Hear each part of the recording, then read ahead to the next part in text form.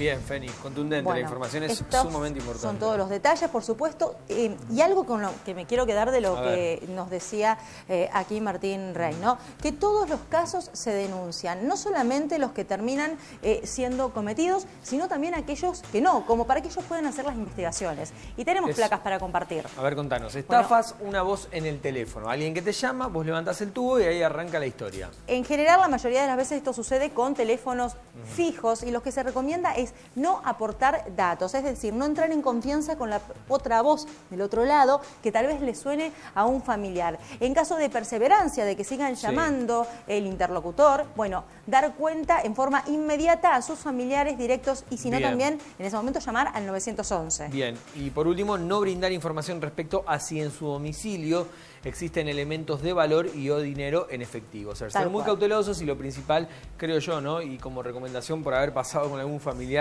por estas historias, es comunicarse con el familiar. Si en el caso denuncian que tienen o te cuentan que lo tienen secuestrado o está reducido o en una situación X que no es la común, llamalo a él directamente o a ella y después a la policía. Claro, y ahí hay que tener mucho cuidado porque al momento de cortar, muchas veces del otro lado no cortan, porque estamos hablando de teléfono de línea, entonces uno se cree que está hablando a lo mejor con la policía y sigue hablando con el delincuente. Es decir, tener muy en claro que tiene que escuchar nuevamente el tono y si no, y si tiene la posibilidad, bueno, llamar desde un celular que también tenga en la casa. Bien, ¿vos te acordás que la semana pasada Daniel Amoroso, en un barrio rosarino, no recuerdo si era el Pasaje Gascón o ese domicilio, trabajó sobre esta temática e inclusive simularon una historia de un llamado devolviéndoselo? En verdad no simularon nada, llamaron directamente a quien se encargaba de hacer estos cuentos del tío. Pero hay más antes. Sí, porque tenemos que, en caso de que nombre a un familiar directo de la víctima, que tal vez le atina el nombre o tal vez hicieron un trabajo de inteligencia, bueno, comunicarse desde un celular con esa persona. Y si no se puede, lo principal es cortar. No se dan,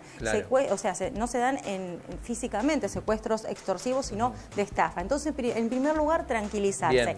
No caer en el cuento de los billetes que dejan de circular, eso realmente no es así. Recuerden, no tiene nada que ver la nominación, pero bueno, cuando fue el caso del billete de 2 pesos, hubo casi un año de tiempo que estábamos por todos los medios comunicando lo que iba a suceder. Es decir, no sucede de un día para el otro. Eso es siempre mentira. Y no aportar datos de un familiar si simulan un accidente. Por más que le digan, viene en moto, se cayó, no, nada. No dar ningún dato. Lo principal, tranquilidad y cortar el teléfono. Bien. Tenemos una placa más con más información, una más. Nos queda dónde denunciarlo, y lo decía Feni, 911. Y esta es la parte también sumamente interesante que me contabas recién fuera del aire, en los centros territoriales de denuncia. Así es, los centros territoriales de denuncia son estos. Recuerden, bueno, que muchas comisarías ya no están en funcionamiento porque se ha puesto otro tipo de protocolo para la denuncia. Y tiene que ver con esto, con denunciar en estos lugares o en fiscalía. Y los leemos por si no lo llegan a leer. Provincias Unidas, 150 bis, esto es en el distrito noroeste,